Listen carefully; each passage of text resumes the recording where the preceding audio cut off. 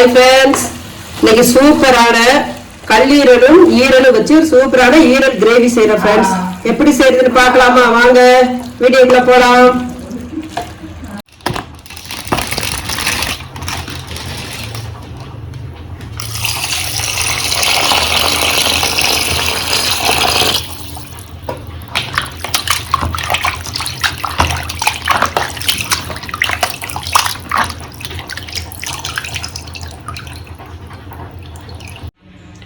ஈரலை நல்லா வாஷ் பண்ணி எடுத்தாச்சு ஃப்ரெண்ட்ஸ். சின்ன சின்னதாக கட் பண்ணி நல்லா வாஷ் பண்ணி எடுத்துட்டேன்.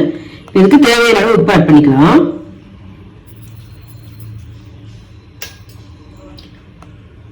ஒரு 1/4 டேபிள் ஸ்பூன் மஞ்சள் தூள் ஆட் பண்ணிக்கலாம். ஈரல் வேகிற அளவுக்கு தண்ணி ஆட் பண்ணிக்கலாம். இப்போ 2 விசில் விட்டு எடுத்துடலாம். 4 டேபிள் ஸ்பூன் தேங்காய் ஆட் பண்ணிக்கலாம்.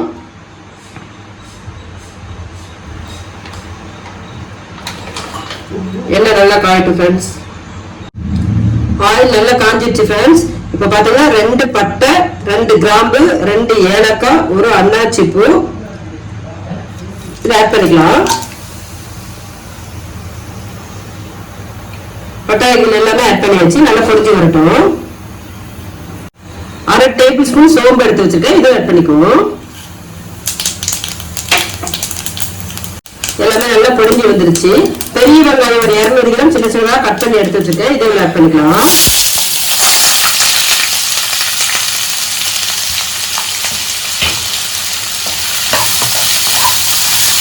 நல்லா கலரி விட்டுக்கலாம் ஃப்ரெண்ட்ஸ்.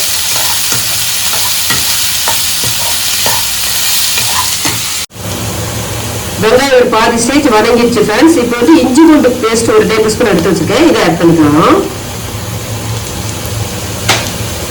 இஞ்சி பூண்டு பச்சை வாசம் போகலாம் நல்லா வதக்கி விட்டுக்கணும்.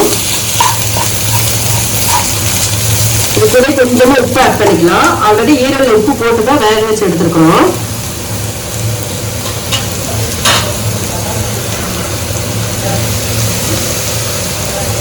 உப்பு பார்த்துட்டு போட்டுக்கோங்க ஃப்ரெண்ட்ஸ்.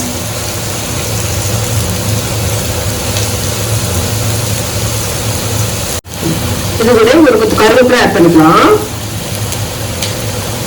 எல்லாத்தையும் போட்டு நல்லா பச்சை வாசம் போறாங்க கலரி விட்டுக்குவோம்.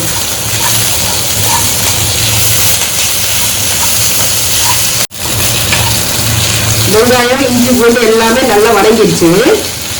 இப்போ பொடிகளை ஆட் பண்ணிக்கலாம். 2 டேபிள் ஸ்பூன் மல்லிப்பொடி, 1 டேபிள் ஸ்பூன் மிளகாய்த்தூள், 1/2 டேபிள் ஸ்பூன் கரம் மசாலா தூள். இது எல்லாத்துக்கும் நல்லா பச்சை வாசம் போடணும். கலரி விட்டுக்கணும். ஒரு 2 நிமிஷம் அப்படியே கலரி விட்டுனா நல்லா பச்சை வாசம்லாம் போயிடும். மசாலாவோட பச்சை வாசம்லாம் போயிடுச்சுமா கம்மன வாசம் வருது ஃப்ரெண்ட்ஸ்.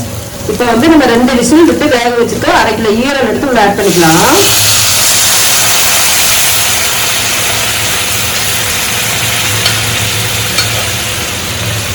எல்லாத்தையும் நல்லா கலக்கி விட்டுக்கலாம் ஃப்ரெண்ட்ஸ்.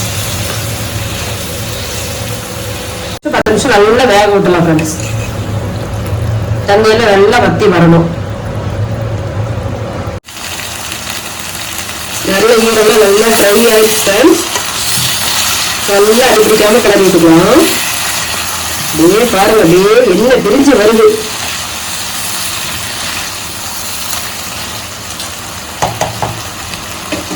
இப்போ லாஸ்டா நம்ம பெப்பர் பொடி ஒரு 1/2 ஸ்பூன் ஆட் பண்ணிக்கலாம்.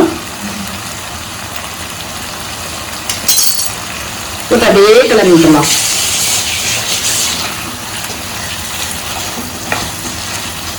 எல்லாமே போட்டு பெப்பர் பொடி எல்லாமே போட்டு நல்லா கிளறி விட்டாச்சு ஃப்ரெண்ட்ஸ். இப்போ பார்த்தீங்கன்னா சூப்பரான ஈரல் கிரேவி ரெடி.